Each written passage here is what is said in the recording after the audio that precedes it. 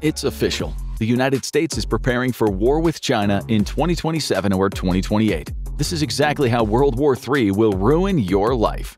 War minus 30 days. It's a day like any other, except it isn't. The new normal is constant updates from cable news talking about the ongoing military buildup in the Pacific. China's been mobilizing its military for the last 6 months. There's been several ways the country has tipped its hand as to its intentions. First was the lockdown on VPN services for Chinese citizens. At first, the world thought that it was just another attempt by the Chinese Communist Party to restrict its people's access to the global internet. And it was. But for a far more sinister purpose than normal, which is already saying a lot, for a country that tries its best to censor the entire planet for its citizens. As Chinese officials start the silent preparations for war, there's a concern that foreign propaganda could be weaponized against Chinese society. China's Cyberspace Administration of China, operating under the Central Cyberspace Affairs Commission, has been cracking down on VPN use. There's good reason for concern, too, as the United States has begun waging an information war against China's civilians the moment it was clear the nation was preparing to invade Taiwan.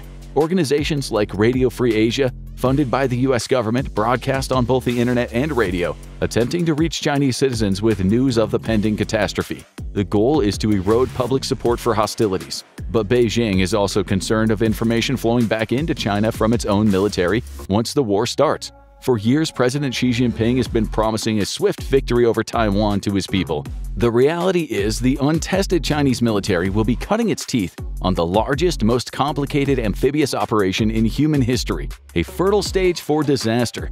Beijing does not want its own people knowing just how many casualties its military is suffering. The next sign that China was preparing for war was the conscription of civilian ferries. A national law mandates that all civilian ferries in China have the capability to carry military vehicles in an emergency, and that day has arrived. Hundreds of ferries have been conscripted into the Chinese Navy, awaiting the berthing of tens of thousands of Chinese troops and their combat vehicles.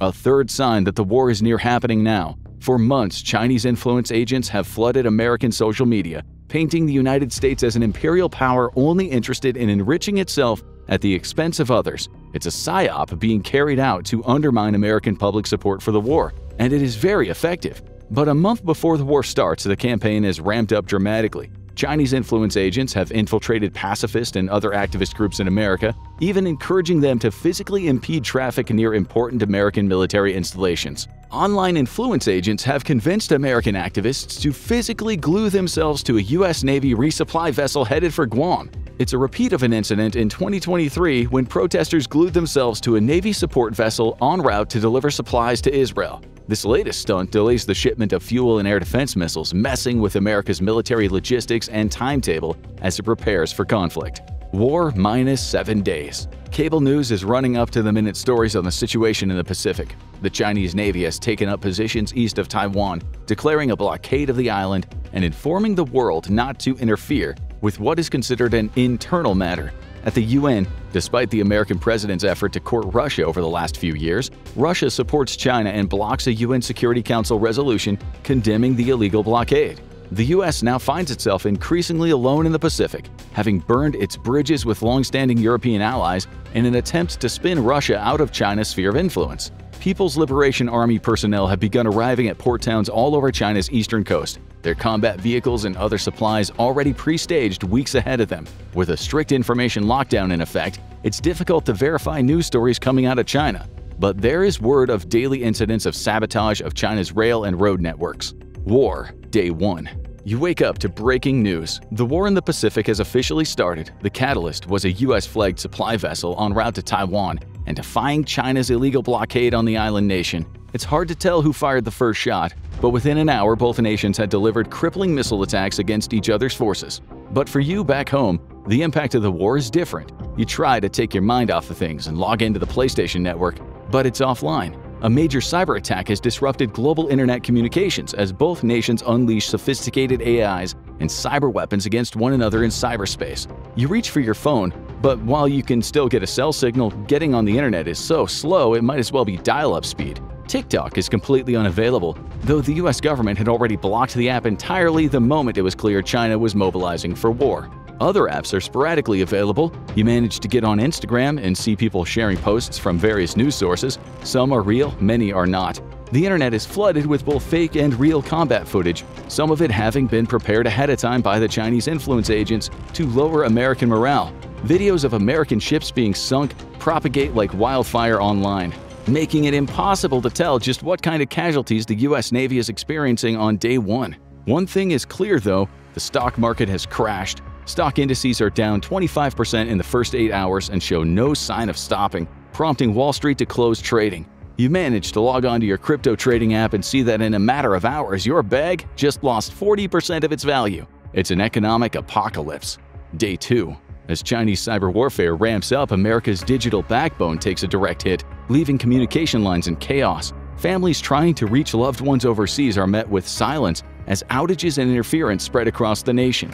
Luckily, the internet is an incredibly resilient system, so resilient in fact that it was once thought to be capable of surviving a full-scale nuclear exchange. Modern AI tools have become digital WMDs, far more devastating to a nation's infrastructure than even nuclear weapons are to physical systems. To make matters worse, Chinese AI agents take advantage of the chaos to sow further confusion and demoralize Americans at home. They use compromised passwords to break into social media accounts and begin to post propaganda and fake news that seems realistic.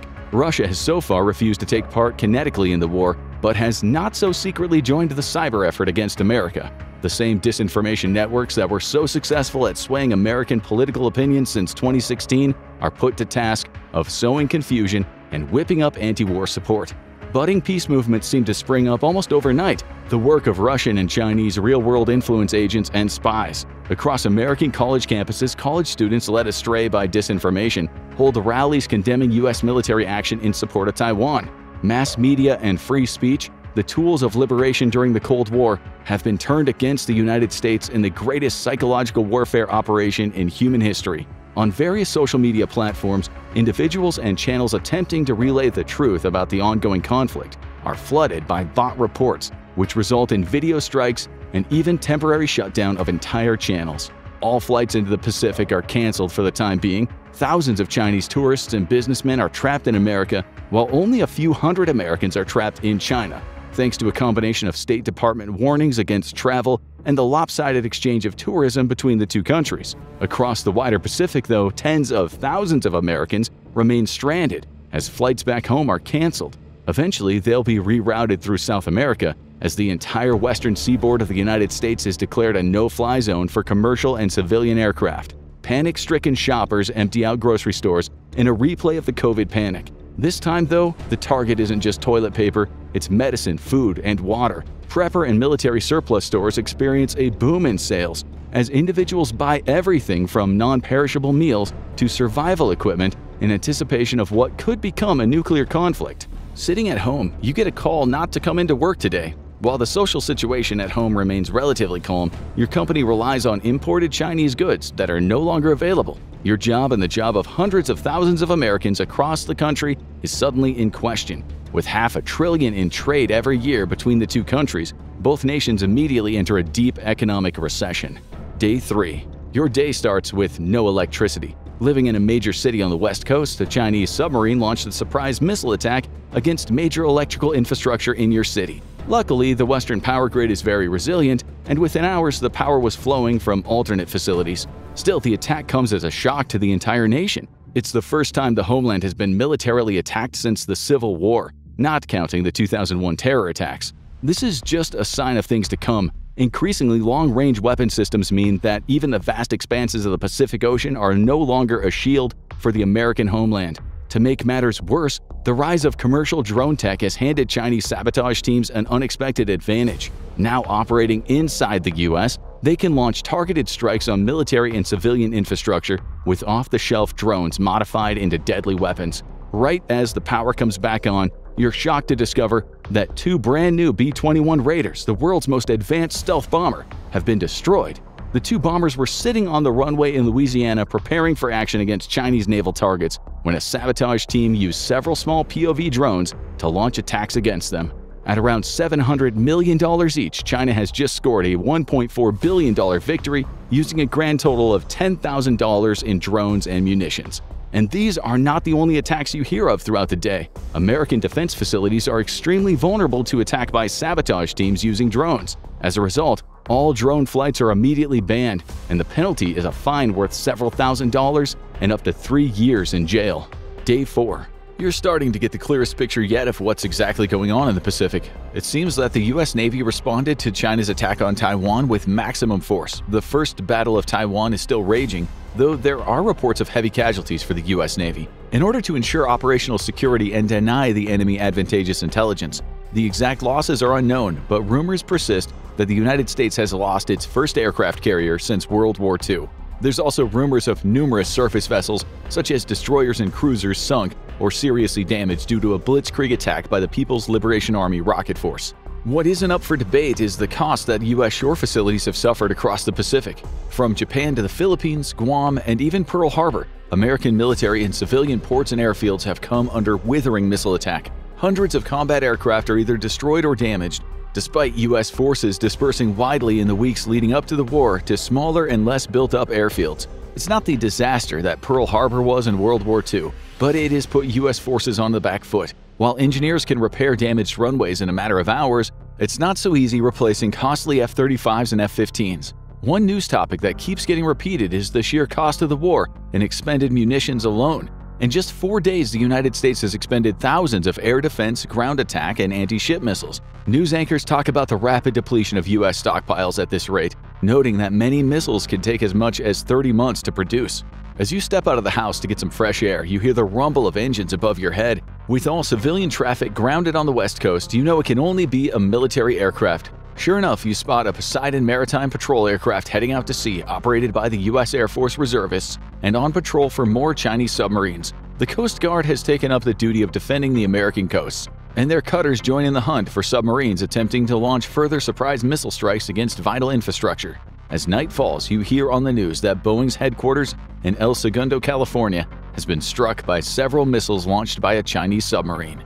Day 5. China's intelligence services are taking full advantage, slipping through American society with ease to carry out acts of sabotage or surveillance.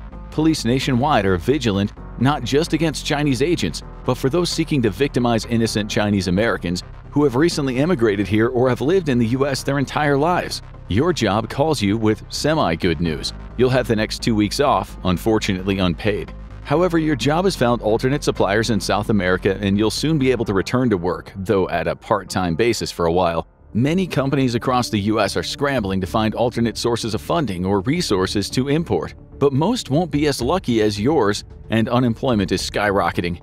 Washington passes an emergency debt limit increase and federal budget reshuffle. Billions of dollars pour into the arms industry as civilian factories begin the process of adapting to wartime production. This effort, however, will never be as successful as it was during World War II. Not only did the World War II effort not truly ramp up to speed until the war was nearly over, but there is a world of difference when it comes to manufacturing weapon systems today versus those of yesterday. Your grandparents had no problem adapting to producing Mustang fighter planes at the car company that they used to work at. But today's combat aircraft are so specialized, they require extremely skilled engineers and expensive, finely tuned equipment. Many titanium parts of the F-15, for example, require welding in an airtight vacuum. It's simply not feasible to repurpose the few civilian manufacturing plants left in the U.S. to the production of most of the American military's high-performance equipment.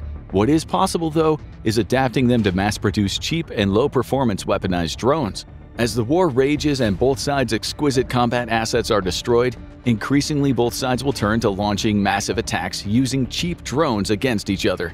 Day 6. Energy prices have soared. You wake up and realize that to fill your gas tank it's going to cost double. Global energy markets have been disrupted by the fighting. An American blockade of Chinese shipping in the Middle East and Indian Ocean has left merchants unsure of what is safe to ship where. However, restoring global trade is a high priority for the U.S., and the U.S. government is coordinating with global shipping firms on safe transit routes out of the Middle East and past the combat arena of the Pacific Ocean. China can do little to prevent the American blockade, significantly impacting its import and export-dependent economy. It had hoped that the pressure of combat in the Pacific would force the U.S. to abandon blockade efforts, while warning against the Indian Navy taking up the duty. However, the United States has surprised the world by reviving the age of piracy. After a thorough investigation by U.S. Navy lawyers years prior to the war, it was discovered that it was perfectly constitutional for the U.S. government to issue letters of marque and reprisal in the modern age. Private military contractors, or PMC, operating under the legal protection of the US government, initiate a piracy war against Chinese shipping.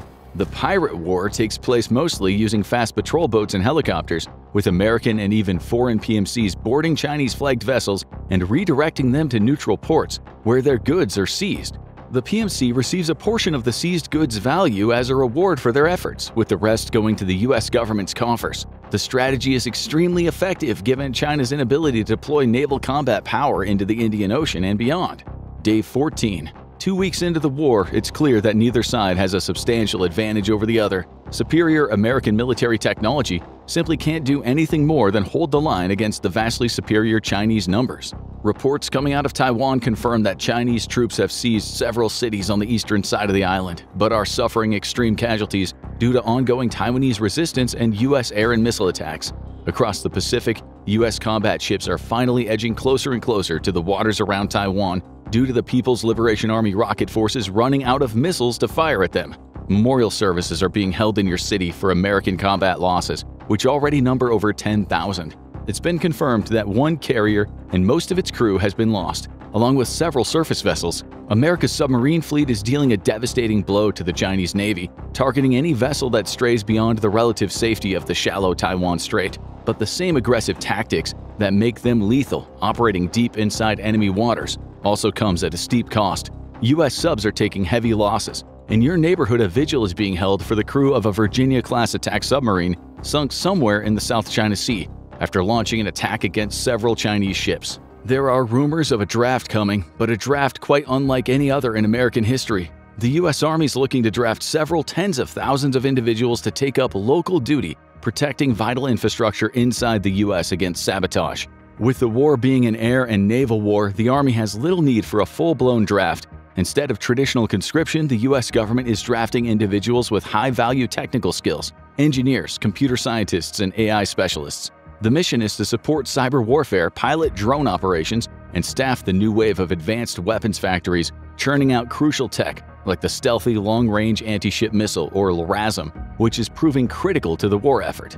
For what must be the third time this week, local TV networks play the Top Gun movies. They hope to inspire waves of volunteers to join the Navy and Air Force's pilot programs, both of which will soon be in dire need of new combat pilots. Month 2. Life has become a lot more uncomfortable. The National Guard and Reserves have been fully mobilized by now, and the predicted draft of personnel with technical experience is already underway. Around the country, National Guardsmen set up checkpoints on the approaches to critical military and civilian infrastructure. The worst part, though, is that the government has begun an official rationing program for certain food items and medicine. To prevent fuel rationing and get prices under control, the US has agreed to purchase all of the oil that would normally have been shipped to China, but can now not make it past US blockades. This stabilizes global oil markets somewhat, keeping prices at least tolerable. Normally, the EU would have helped pick up the slack, but after years of ostracizing European allies, there's not much political will for supporting the United States in this war. You're lucky to still have a job. Though you never made it out of part-time work due to supply chain disruptions, at least you're not one of the 18% of Americans who have filed for unemployment, putting even more strain on the US budget. The only good news is that the average prices of homes have contracted by over 30%. Unfortunately, there's few people who can take advantage of the opportunity the war has created. Month 6. The United States has fully mobilized for war. It was expected that once China faced the staggering casualties imposed by exquisite American combat systems, the appetite for war would wane. However, success in Taiwan has now become a matter of survival for the Chinese Communist Party, as the Chinese people become increasingly angry at the toll the war is taking on their husbands, fathers, sons, and brothers. American propaganda efforts to pierce the Great Firewall of China are yielding results, spreading news of the true cost to Chinese forces that the invasion is taking. Both nations are now locked in a struggle for absolute supremacy, and America mobilizes its entire industry. You've left your job to take up full-time work at one of the tens of thousands of pop-up drone factories across the US. The work takes some skill, and there's several days of training, but after that you join the effort to crank out components to combat drones that are increasingly making up the bulk of American combat forces in the Pacific. America's F-35s, once the tip of the spear, have become battlefield quarterbacks, coordinating swarms of cheap disposable combat drones. It's a strategy built on overwhelming force as the US looks to drown Chinese defenses with sheer numbers, in the air, across the sea, and deep beneath it. Millions of Americans are now working to produce drones and autonomous weapons. Inflation has reached critical levels, with the prices of groceries skyrocketing to 5 times normal cost. Increasingly, people are turning to bartering and even growing their own food in a resurgence of World War II-style victory gardens. But modern America is far more urbanized than it was back then, and today's cities are denser, more crowded, and far more vulnerable. That means less people can reliably plant victory gardens, forcing the U.S. to rely on importing food. The cost of shipping around the world has spiked due to the violence in the Pacific and the disruption of trade, and many nations are profiteering, with both the US and China too committed to their war to respond with any deterrent military or political power. The world itself is increasingly being divided along pro-American or pro-Chinese lines in a mirror of the Cold War. America's hostile foreign policy in the last few years is catching up to it, and it's finding less and less steadfast friends outside of the Pacific. As both nations' formerly vast naval and air fleets are destroyed, the outcome of the war may come down to who has the political will and economy left to continue. But for you in the homeland, your future has been cast into disarray. Even if the war were to end tomorrow, it would take years for the economy to normalize. You've lost a decade, maybe even more, of economic progress, ensuring that you'll be the poorest generation of Americans in modern history. And there's the political turmoil as the war sees an even greater resurgence of extremism and far-right politics, shifting ever closer to the former center. Some censorship in a bid to combat Chinese disinformation has already been enacted across traditional and social media, but many are calling for even more as the United States continues a reinvigorated tilt to authoritarianism. How do you think your daily life would change if World War III broke out tomorrow? Would America's future change overnight? Let us know in the comments. Now go check out I Survived 100 Days of Nuclear War, or click this other video instead.